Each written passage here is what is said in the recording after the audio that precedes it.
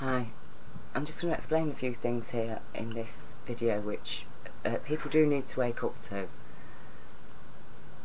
And this is the truth about the legal name fraud and the maritime law that we're all living under, which is actually an illegal law because it is a law that's designed to empower criminals. That's what maritime law is about. And you know, I mean, I've been explaining this for years to people about the fact that legally we're all dead, okay? Everybody's dead, legally, under maritime law. That's the fact of it. We are stock. We're legally dead. And so it's explained here. I mean, they take it a bit further. Apparently we're all being sacrificed to Satan the moment we get a birth certificate. And in a sense that is true, because we know that the top elites do worship Lucifer. I mean, that is not a secret anymore. That is a fact that we have to accept. It seems far out. It seems like a horror movie. Well, look around this world today. We are living in a horror movie. We are living in a Hollywood horror movie, okay?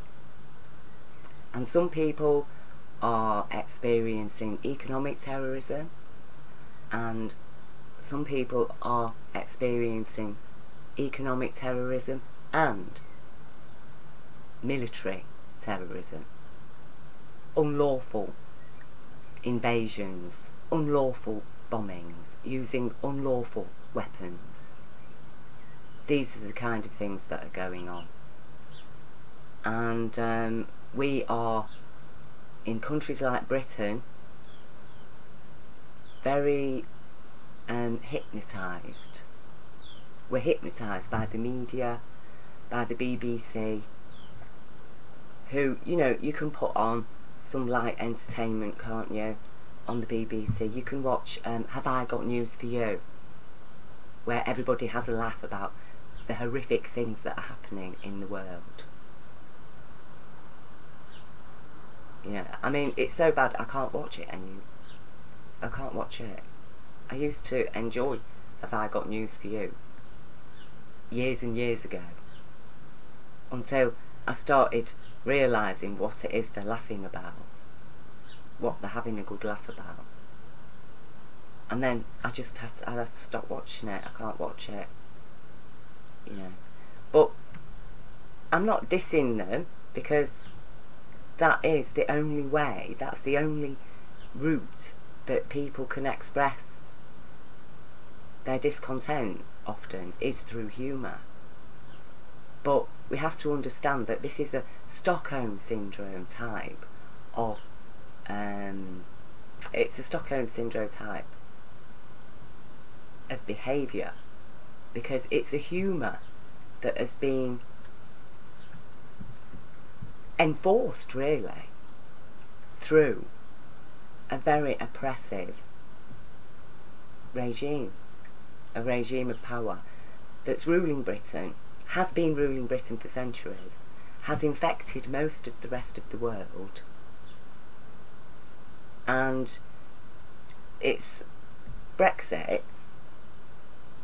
It is all about isolating Britain from the EU, and the only objective for Brexit was to make Britain an economic tax haven as an independent currency.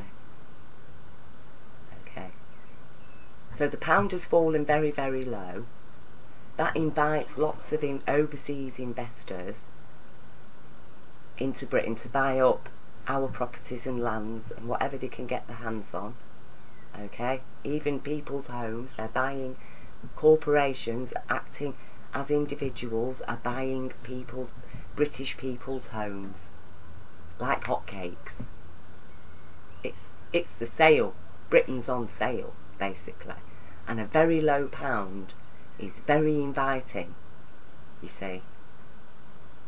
And then as soon as the corporation basically own virtually the whole of Britain, then suddenly the pound will start rising, when it's all in their hands. when everything is in their hands, then the pound will start rising. But in real terms, what Brexit has done has slashed British people's wealth in half. That's what it's done. You know, the pound is what? On the level of the dollar. You know, these are important things. And the way they've got, the very fact that they've got away with doing that by stirring up the extreme right in Britain, people who are what people call racist.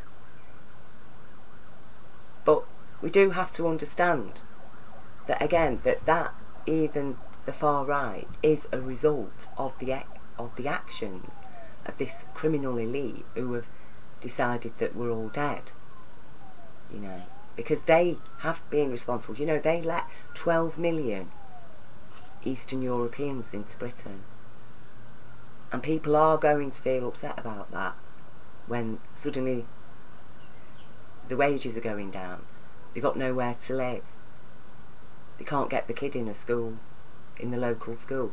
These things feed into social resentment. It isn't the immigrants' fault. Actually, 12 million extra people in Britain should be a good thing, because it means we've got 12 million more people to work. But the thing is, we're not working for productivity, are we?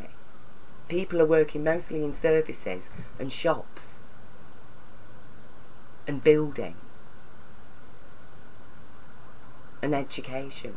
So we're not producing very much as a nation. We can't even feed ourselves as a nation.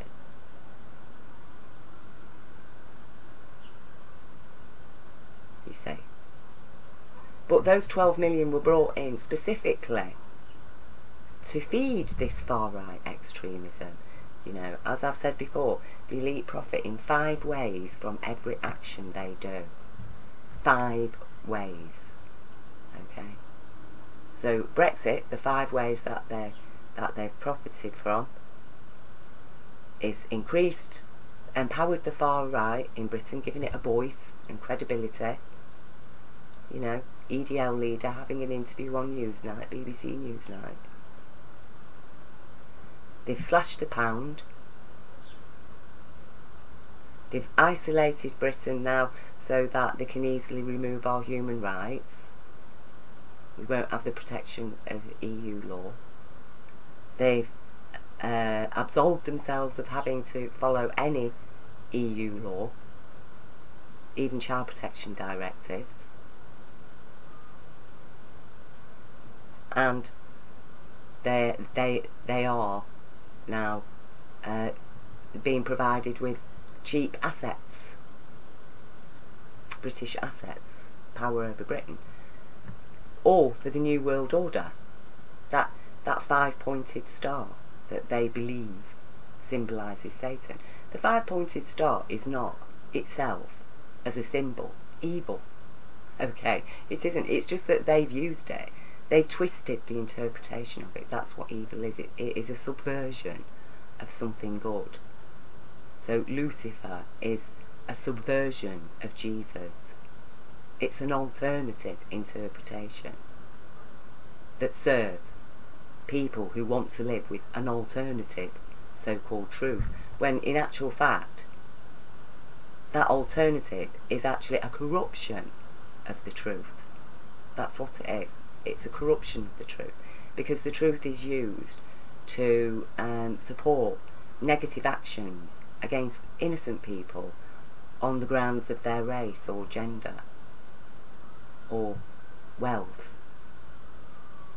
You see, and all of this can only happen within what we do now need to accept is a zombie consciousness, because when the public are presumed dead, and then they're treated as being dead. So, you know, you can just slash the dead people's income because they're dead anyway.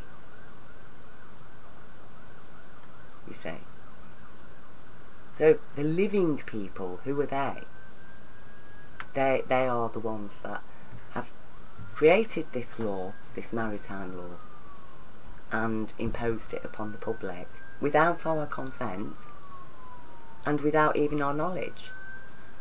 And the very fact that people just didn't understand, well, that's part of then our guilt, because apparently we're all ignorant. And as I've explained in previous videos, they have misinterpreted, corrupted the word ignorant and ignorance by including not knowing as part of its definition. But in actual fact, it is impossible to know something that you're being prevented from knowing and is happening in secret. And you see how corrupt they are then, don't you?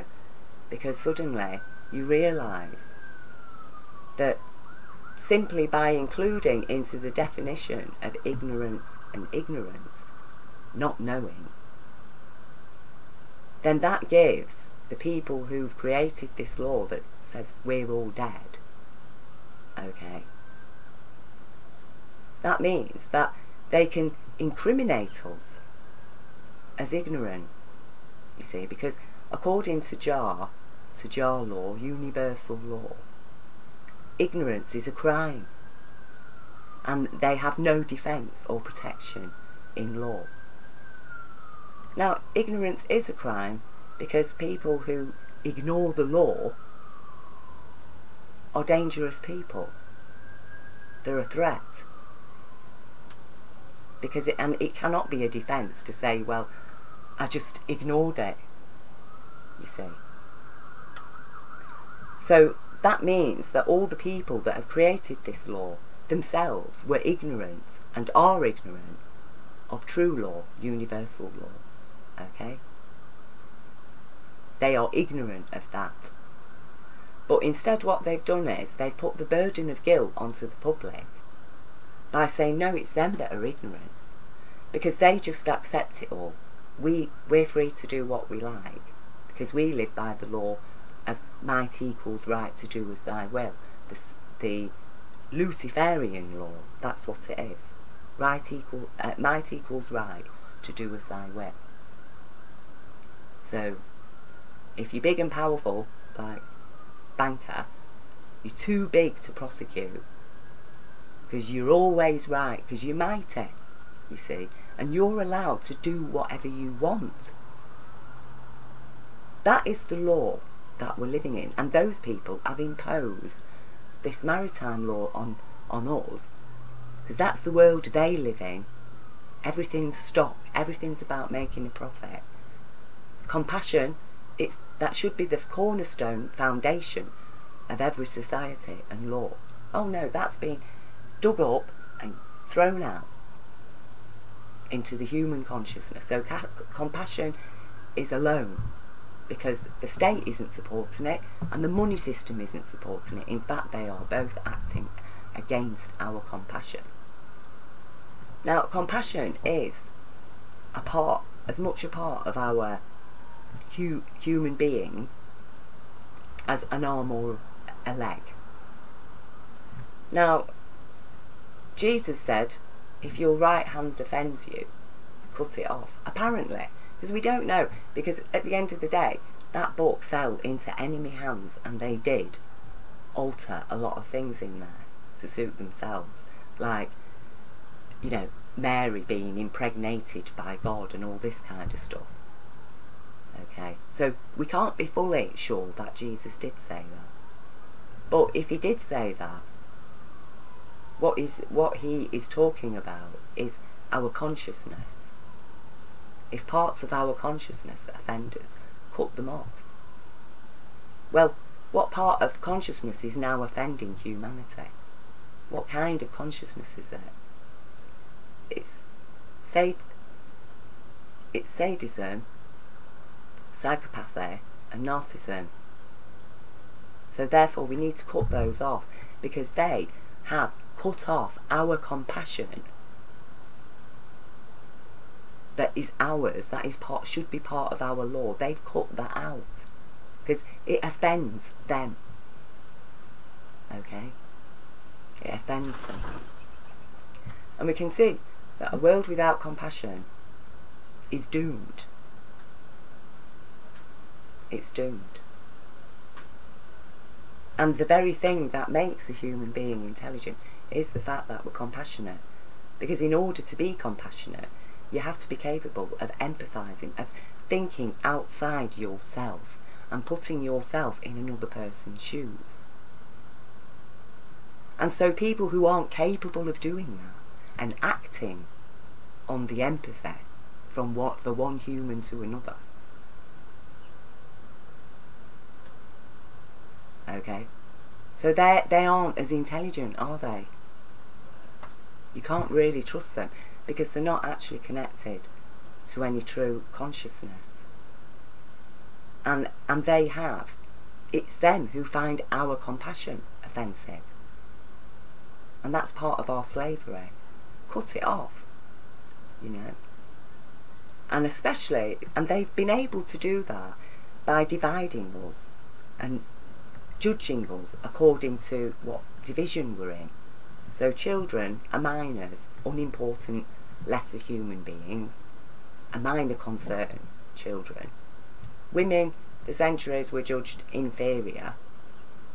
And we're still living with the legacy of that consciousness, you know, giving women equal rights for equal pay in the late 1970s. Has not in any way addressed the traditional imbalance and the legacy of woman hate, you know, the misogyny, the inherent that runs through society, and also the inherent man hatred that now is running through society. And that so they keep us divided because apparently compassion is something weak and inferior that only women should feel. Okay, and that's why they can't have any rights, because their compassion makes them stupid, according to the psychopathic world leaders who've imposed maritime law on us all and told us we're all dead. But our mothers would have told us that we're alive, you see. But that's why they cut off half the consciousness. And that is why women are being persecuted in our society. 2 to 3 women a week are being murdered by a partner or ex-partner. Hundreds are being hospitalised every day. Now, I know men are suffering violence as well from women, that is true. But at the end of the day, when you look at the figures, overwhelmingly, a massive majority of domestic violence victims are women and children. And so, but society has been ignoring that, because they can ignore it. Because they understand that's what happens when you move compassion out of society, when it's been cut out and been laid as a stumbling block. So people with a conscience, they can't get ahead in this world. They're always going to hit that stumbling block of consciousness, conscience, compassion. And so who is going to succeed then? Who is not going to be impeded by their conscience and compassion? Yeah, the psychopaths and sadists. You know, like Renald Bernard said, the Dutch banker, they've got their conscience in the deep freeze at -100. Okay, so that means that they will and can do anything, because they have no compassion, they have no consciousness. Now, it's very hard for people to understand this. People who have got compassion and conscience, it's very hard for them to understand that psychology, because it's difficult to empathise with, isn't it? It's difficult to empathise with non-empathic people. Now, in a lawful society, the natural psychopaths, because some people are born like that, okay, not all of them, a lot of psychopaths in this world are absolutely self-created by the pressures and powers and influences of this world. But most psychopaths, if they were living in a lawful society, they would not be a threat. Because it is more rewarding in a lawful society, a truly lawful society, to abide by the law. But the thing is, if you put psychopaths in a world where there is no true law, and actually it's an advantage to be a psychopath, then obviously they are going to take full advantage of it. And the very fact that we know that this type of consciousness exists within our species, and it is a threat,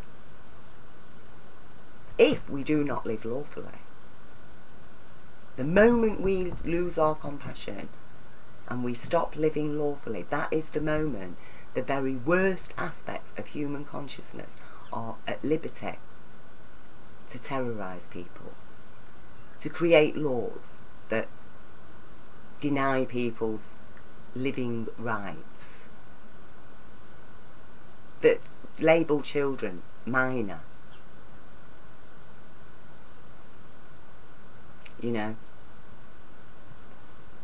that is the type of consciousness that will corrupt our language to cast a spell on us, okay, with their corrupted interpretation. Because there is absolutely no way that ignore and ignorance include not knowing, you see.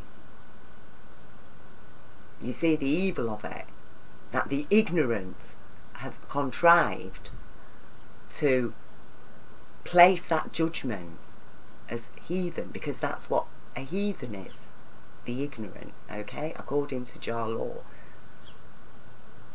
So the heathen themselves, who have ignored Jar law, who cut compassion out of their lives and our lives, and who are then able to rely on the fact that most people are compassionate, so therefore they are never going to rise to their levels of power. They're not part of their club, you see. And so they've told us that we are ignorant because we don't know their secrets. You see how evil it is? And I did write to the Oxford University head of linguistics,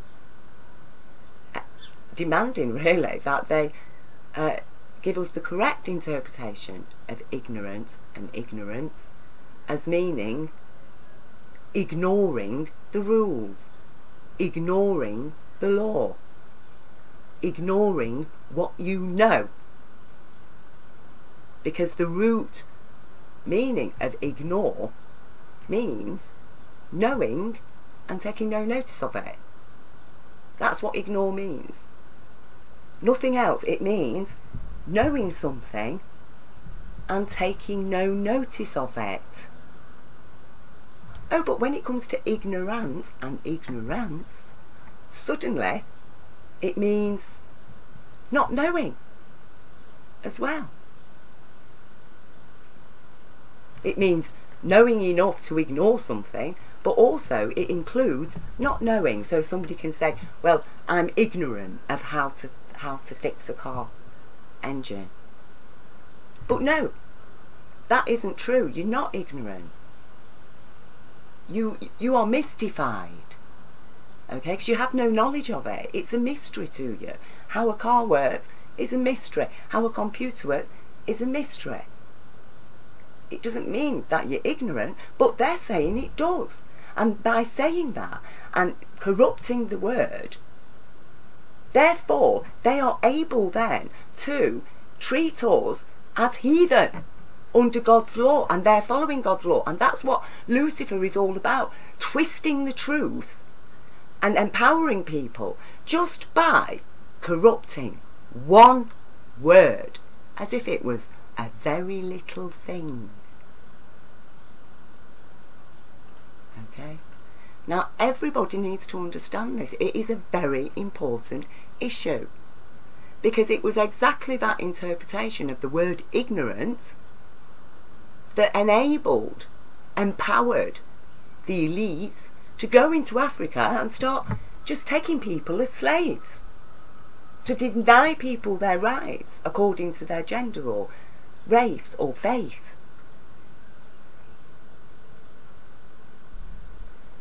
But it's actually the people that are imposed and that have created and imposed this law who are themselves ignorant. Okay, they are heathen according to Jah law, because we all have a duty, if we know something, to share what we know. Okay, that's the idea.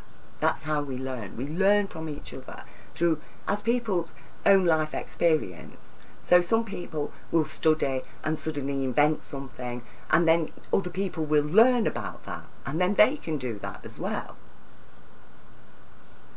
So the duty of the people, it's a duty of people who know to inform the people who don't know, and that is what I'm doing now. Now, Jah explained that the dead shall be raised. Now, a lot of very 2D thinkers, as I call them, very shallow thinkers, they don't go deep into anything. They are usually looking just for knowledge to support their shallow thoughts. Okay?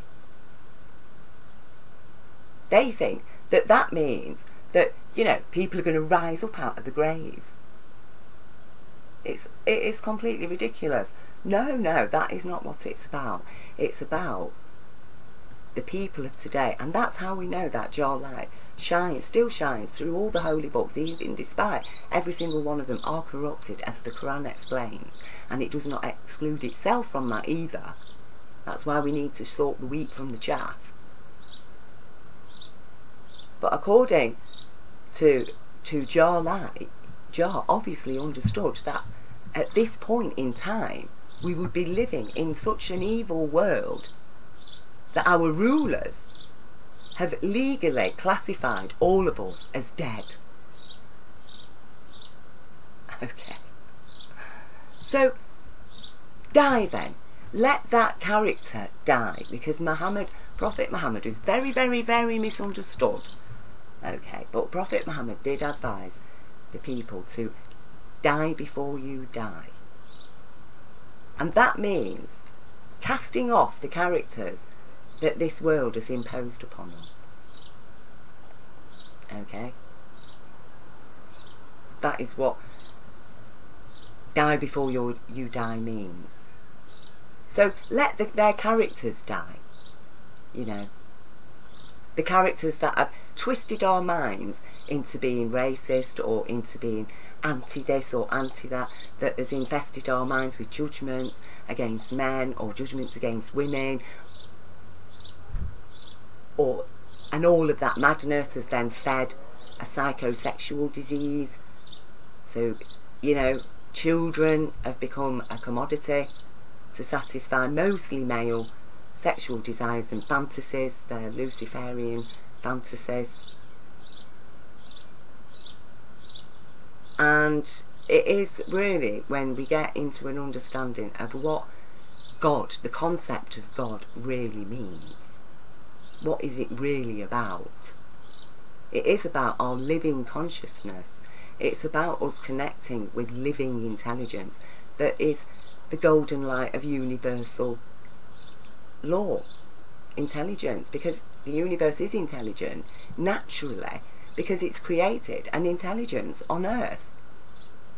So some people said, all right, we've been created by aliens. Well, still those aliens themselves have been created by universal intelligence, and if they'd come and shared that intelligence here on Earth for a benefit to Earth, we need to be a benefit to life on this planet, and we're not at the moment, because we're living under rule of psychopaths who are ignorant and they have no compassion, and they have removed the cornerstone of compassion, which is essentially universal law, okay, which is a prime feature of universal law, and they just slung it out on its own.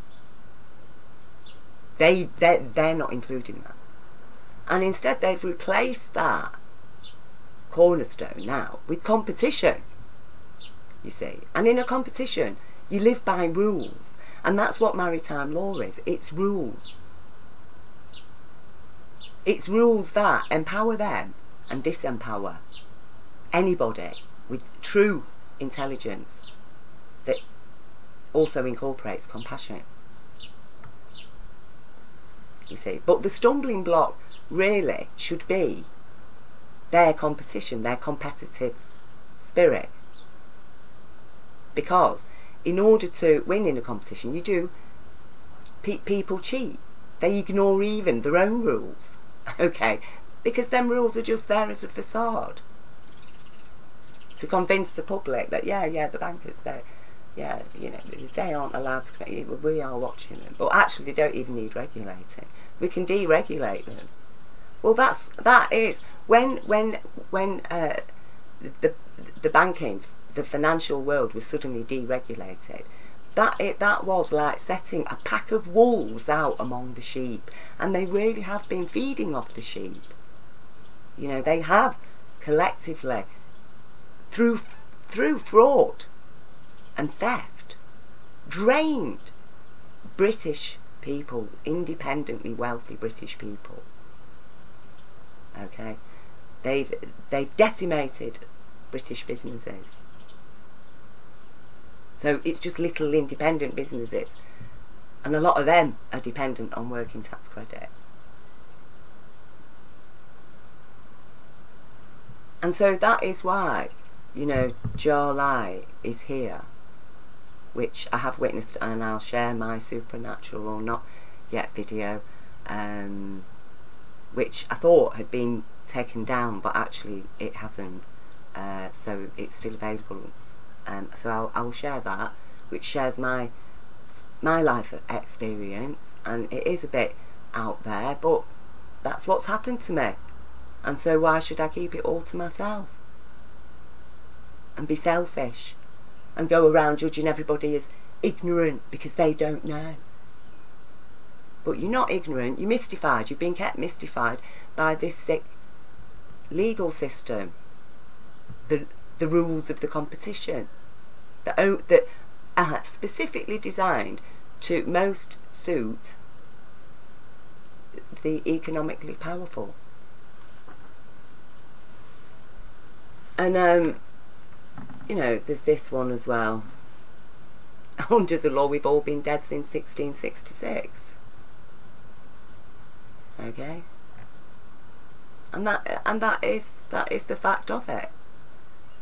So why is Jar Light here now, shining so brightly in this dark world? And why is this dark world continually oppressing anywhere that a ray of that golden light shines? Because they don't want the dead to stop being dead, because then they would realise that the only people who are dead in this world are actually all the elite of the New World Order, because they're dead to their own humanity, because they have cut out compassion, because they find it offensive. But you see, it's illegal to cut out compassion because it offends us, because compassion is the prime component and cornerstone and foundation of universal law. So if anybody can say they're going to ignore compassion, cut it out, then that is a criminal act, because it is the cornerstone and foundation of universal law of abundance in compassion, which upholds everybody's human rights and earth rights and animal rights and plant rights, because it is a law that allows us to live with respect. And universal law as a foundation in every society gives freedom, because that's where respect comes with freedom. It is the foundation of the unconditional love that this universe created us to enjoy. It doesn't mean that we're not going to experience troubles or things aren't going to happen, there's going to be no earthquakes or this and that, because That's the universe that created us. We live in a dynamic universe. We can't complain that our mother has periods, because she does. Otherwise, and if she didn't, we wouldn't be here.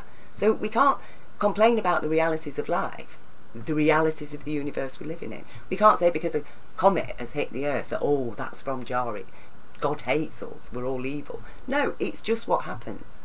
And we have intelligence now to protect our planet from those kind of things, don't we?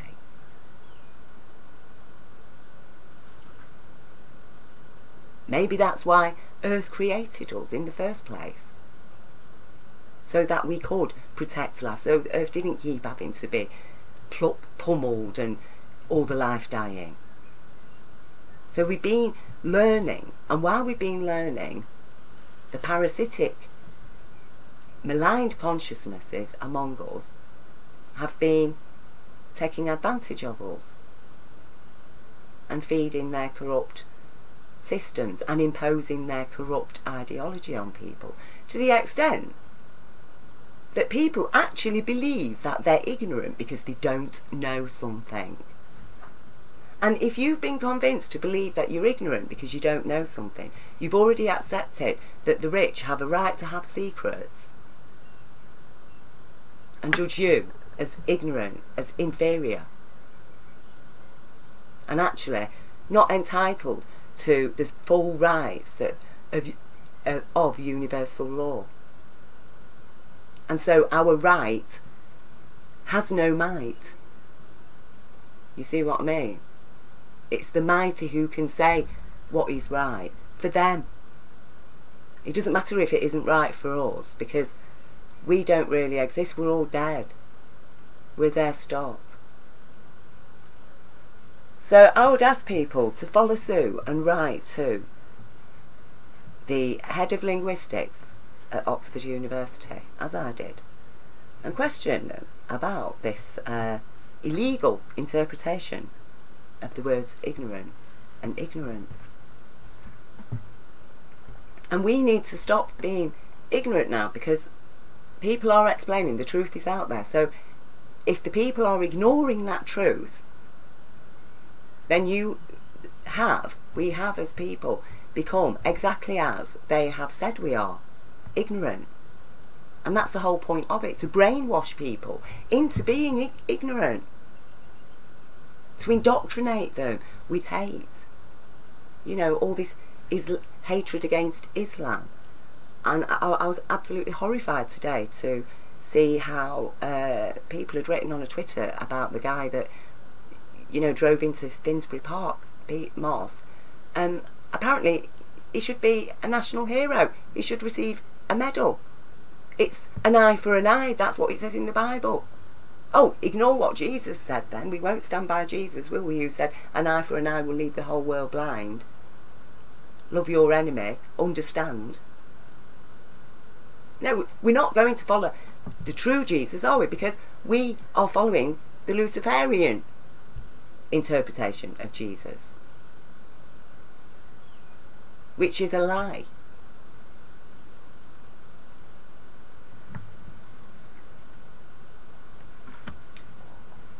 Because in that case then, if those people are right, and alright then, it's an eye for an eye.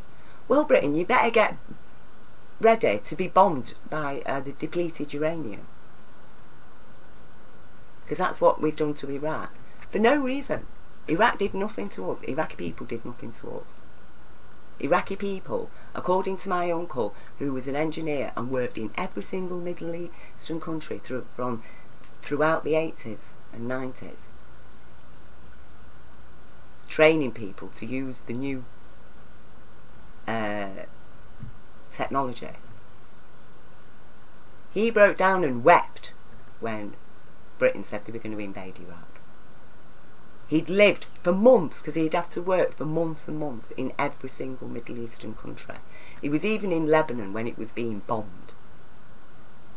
He said how terrible it was, that you'd be working and you'd hear bombs going off suddenly. But people had got used to it. People had got used to it. But he broke down and wept, and literally at my feet. Please, please, please don't let them invade Iraq. Please don't let them do anything to Iraq. They are the most loveliest people. The soldiers didn't even want to go and fight, but they had to because, you know, Saddam is such a tyrannical ruler. They would have been shot. He said, my dearest and most closest friends are Iraqi people. He said they are the most tolerant, lovely people you could ever meet. Did they elect Saddam Hussein? No, they did not. Britain and America put them there. So if you want to talk about an eye for an eye, alternative right Britain, then you better get ready for some serious fucking shit.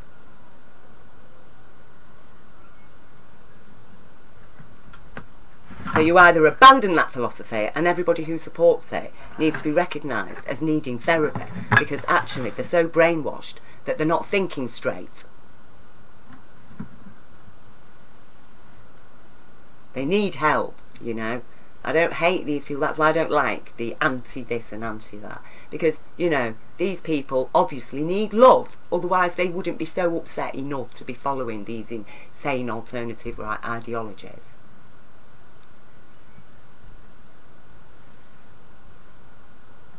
The truth is a sword.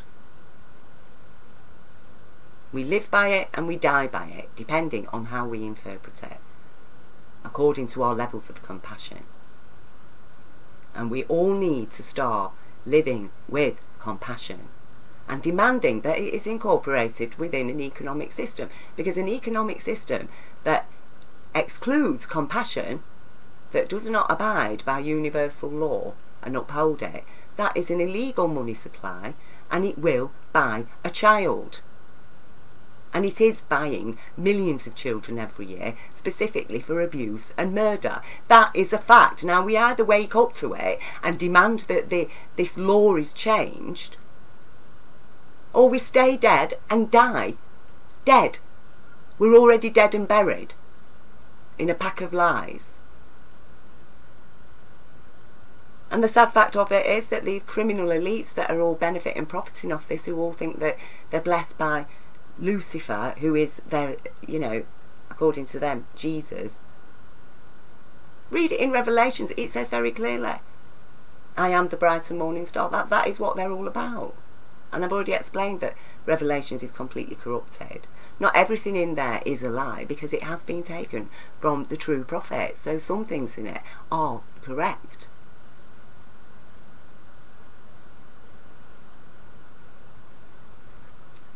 So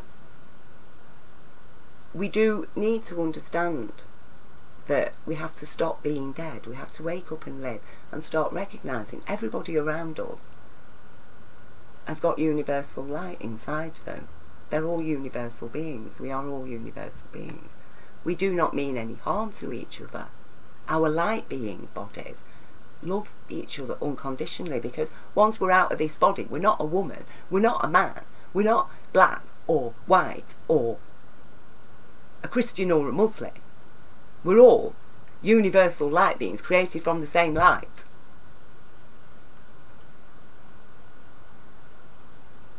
And these indoctrinations have been fed into our consciousness by the ignorant.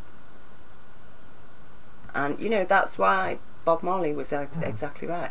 We do not come here to fight flesh and blood, but spiritual wickedness in high and low places. And to liberate human consciousness from lies and false interpretations of the word. Now, the word is a holy thing. It's a sacred thing. It really is sacred.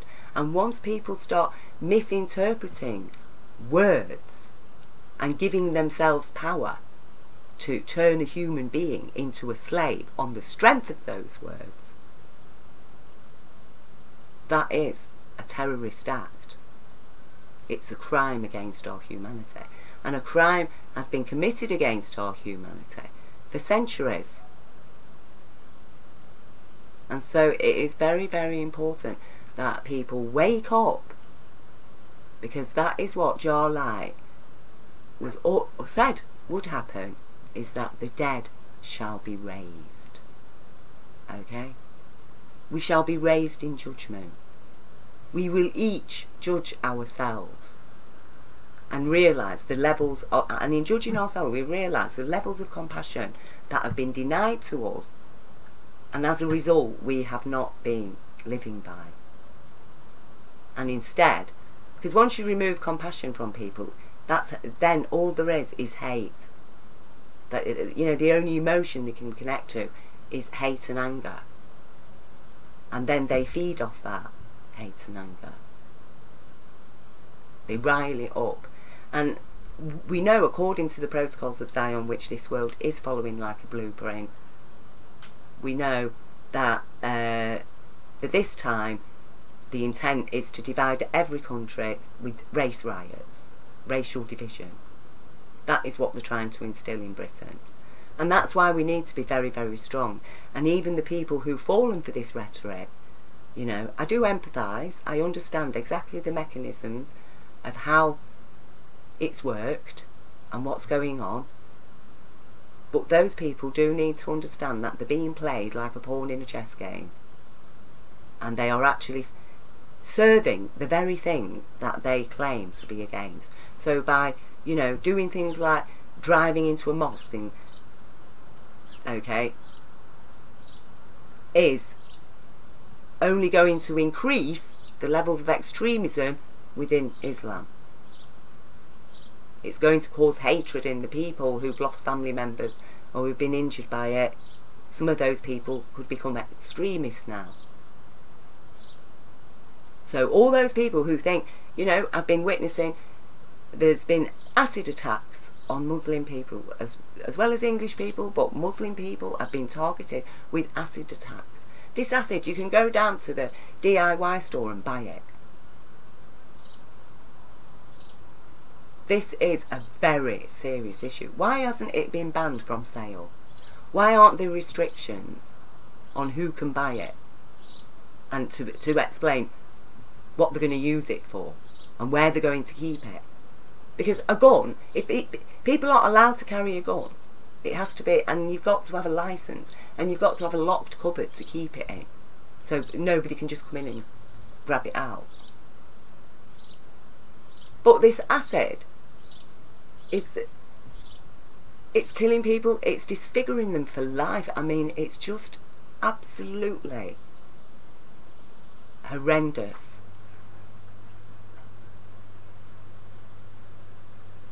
So, but you can still go and buy it. Nobody's calling. Nobody's bothered. What would happen if an MP, if say, Theresa May suddenly got an acid attack? God forbid, because even though, you know, that woman has got serious problems, I wouldn't wish that on my worst enemy. I don't wish pain and suffering on people at all. Even my enemies. I would always, I think that no matter what happens, we have to hold, no matter how angry we feel, we might express that anger towards those people. That anger would not include torture. Because that is what we need to stand against. So why is it still on sale? It's a form of terror, isn't it? It's empowering, the fact that that's not freely available on sale, but cannabis is illegal. You're not allowed to go out and buy cannabis, really, because it's illegal. But you can go down to your local DIY store and go and buy a load of acid to throw in somebody's face. And that's a serious threat. And it isn't just Asian people who are being attacked by this. You know, it's happening in gang warfares now because, you know, the article that I was reading, it was saying, well, because they haven't got guns or knives now, they're resorting to acid attacks. So, you know, what, really, we should give them the guns and knives so they can shoot each other. Either way, it's all reflective of a very maligned consciousness and lack of compassion. Because the Muslim people sitting in their car in Britain are not responsible for ISIS. The people who are responsible for ISIS are the CIA, Mossad, British intelligence and Saudi intelligence. They are responsible for creating, training, funding, arming ISIS.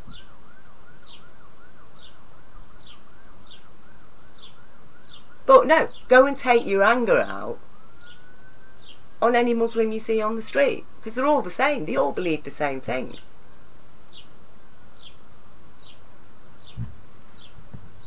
So, you know, it's time to stop being ignorant and living in ignorance, because the truth is there. And you so-called good people of the world need to get a backbone and get strong. And like Bob Marley says, oh, what a tribulation. Now the weak must get strong. Oh, what a tribulation, they say. Well, no, it isn't a tribulation. It feels like a tribulation, but we need to get strong. We need to lose our fear to understand that universal intelligence is with us and it is real. It is more real than this Luciferian consciousness that has made itself real because it's imposed itself on us without our consent, because through its might equals right to do as thy will law. And now we understand the truth, we need to stop being ignorant. And that is why we are raised up in judgment, because we shall now each judge ourselves according to our true understanding of humanity, and understand exactly how this world has cut our natural human attributes out, or bound them up, sealed them with negativity. That's what it's done. It's sealed our compassion with negativity. Apparently it's weak. The compassionate man is a weak man under their law, under their consciousness. That's why they only that's why so many pedo-sadists are now in power, because that's the ultimate proof that you are totally selfish and have got absolutely no human compassion, because you have the capability of sexually abusing a child or even murdering a child. That's what Bohemian Grove meeting is all about, isn't it?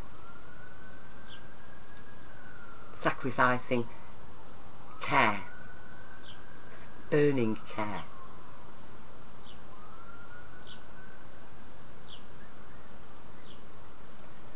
And like I said, we can't ignore this. We cannot ignore this, because if we do, what's going to happen to the children of today? What world are they going to grow up into? What chance will they have to know the truth that we know today? We know they're already trying to break down the internet. By the time our children are grown up and their children are born, will any of them have any access to any truth?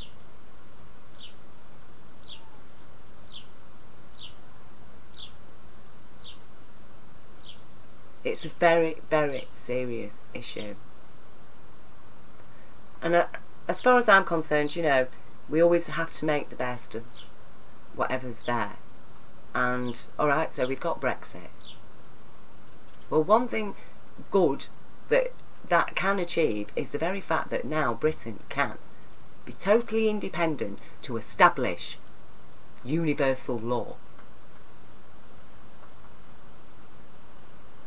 Okay? Because universal law, like I say, it has to be viewed in the same way that we view money today. In the fact that every religion and every faith and every culture has had no problem incorporating money into their institutions and beliefs and structures and actions. They all are happy to use money. It doesn't matter, does it, if they're Hindu, Buddhist, Islamic, Jewish, they all have used money. They all submit to the maritime law system. They all operate within it. And so what I understand is that exactly the same principle applies to universal law. Every faith, every culture can operate within it freely and still be their faith and culture. It just means that we have to sort out the wheat from the chaff in every faith and culture and start living lawfully.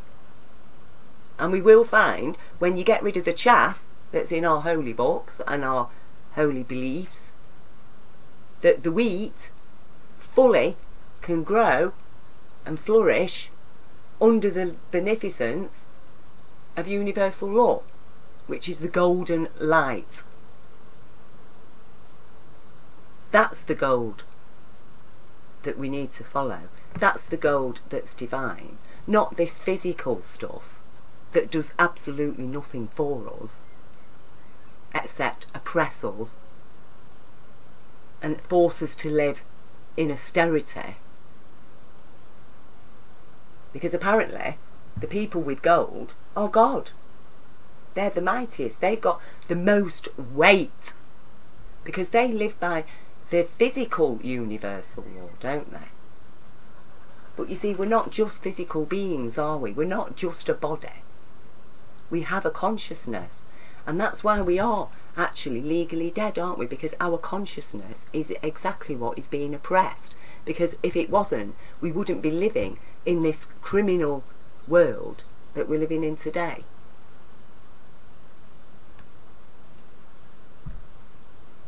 So, as I say, have a look at the video link that I've left below.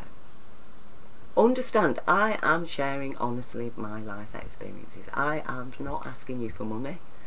I'm not expecting power, okay? Because according to me, I'm empowered by you being empowered, by you becoming liberated from this dead consciousness. I don't care. You might be, you know, an extreme far right who hates Muslims. But I know that the only reason why you're in that consciousness is because this consciousness has indoctrinated you. And you can be liberated from it. And you can be forgiven. But we all have this one chance. And there will be a divide in this world, and we will have to overcome a little trouble. Because obviously they're not going to just give up everything, are they? But the people, the living people within those legal corporations, so-called, they're going to wake up as well. And we are all going to work together, and we are going to appreciate the wealth of humanity that we have today that Jah asked us to do. Why?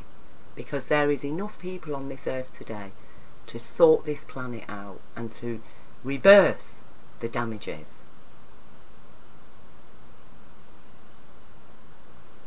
If we lose those people, which the New World Order is systematically doing, that's what's going on, behind all the rhetoric of this and that and that and this, what is actually going on is depopulation. Just killing people. Because according to them, there's too many of us. Well, the reason why we have a massive world population is because women have had no rights of choice. In all the countries where the women have the least rights, is the highest birth rates. And populations stabilise when women have rights. So, there's your answer. But you see, they don't want to give women rights, do they? Because actually, their whole power structure is based on the very fact that they've denied women's rights, and they keep female intelligence down. They keep it oppressed still to this day. What is ISIS all about? What's the first thing ISIS do? Is deny women their rights. Turn them into complete chattel.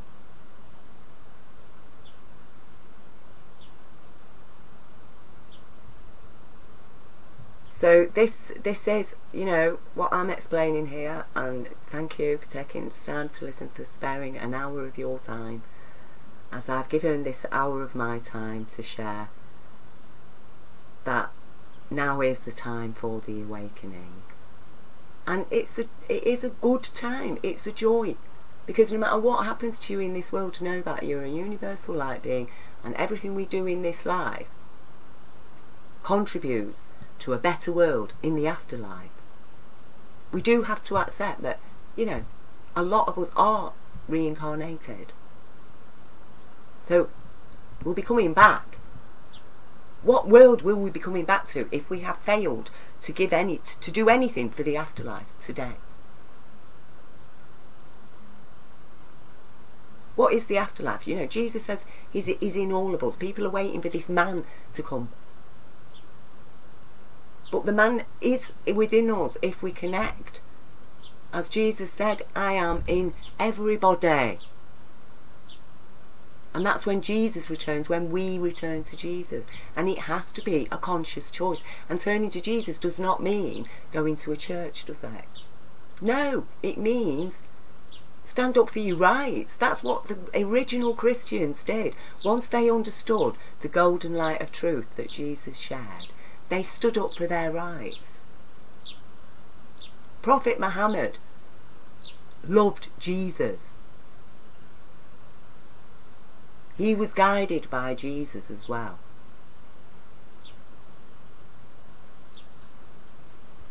And, you know, the whole reason why Prophet Muhammad and Islam is being so maligned today is because actually true Islam, which is the true interpretation, fully upholds human rights, and it gives women all the rights, you know. Sharia law isn't even legal because the only thing that Islam included into Sharia law was the right to forgive. Sharia law existed a long time before Islam arrived. But, you know, Ayatollah Boroujerdi, he's in prison in Iran. Why? Because he's supporting the true Islam, the true interpretation of Islam, the 21st century understanding of Islam that lives by new knowledge and upholds everybody's human and civil rights. And that is what this new world order is trying to crush in the Middle East, because they refuse banking usury. They refuse usury. It's a threat to the New World Order, and that's why they've created and funded this monster and then just projected it onto Britain and organising what we know are false flag attacks created by people who actually have connections to MI5 and MI6. That's the fact of it. And yet we've got this alt-right going on about, ooh, Muslims. Well, why don't they go and stand and demonstrate outside MI6 and MI5 offices saying, why are you training and funding these terrorists? If they're that concerned. Oh no, but instead they'd rather go out and just throw acid in the face of innocent people on the strength that they look Muslim.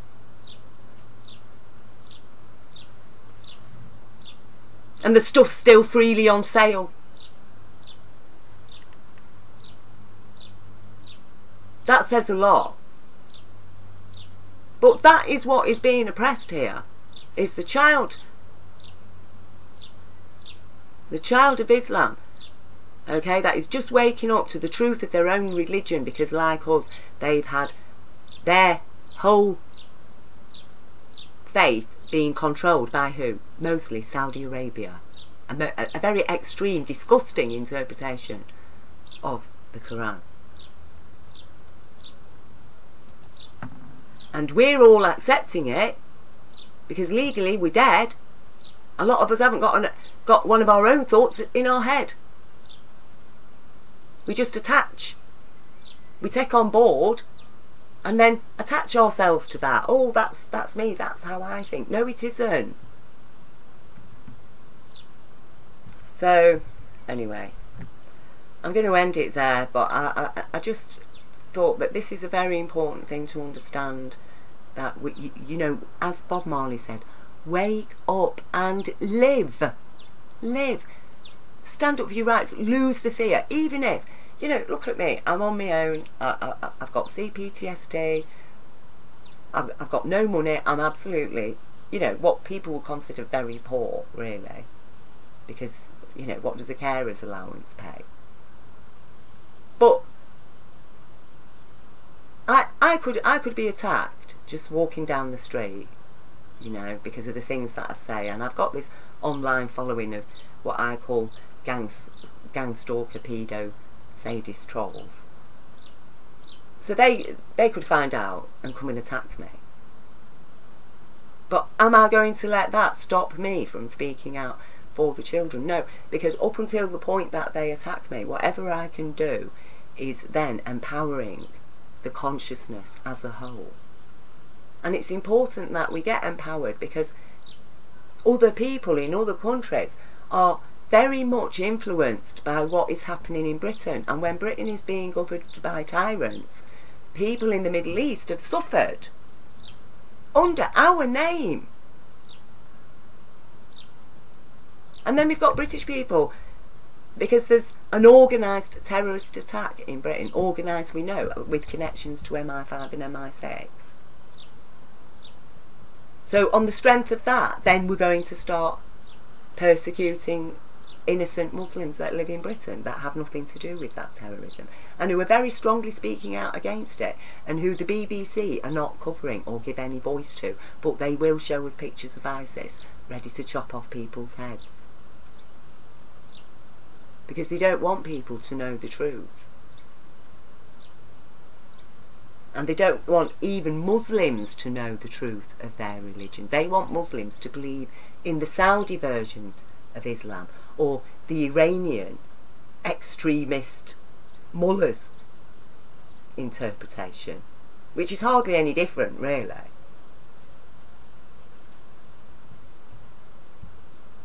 But we have this Ayatollah Boroujerdi. Them Muslim clerics that are ruling Iran have put him in prison and threatened to kill him, threatened to execute him. A true Muslim.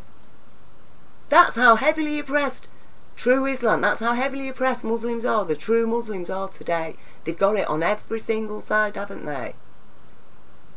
Oppressed by their own clerics, and then even by the West, who refuses to recognise the Ayatollah Boroujerdi's among Muslims, but instead prefers to judge every single one of them according to extremist interpretations and treat them accordingly.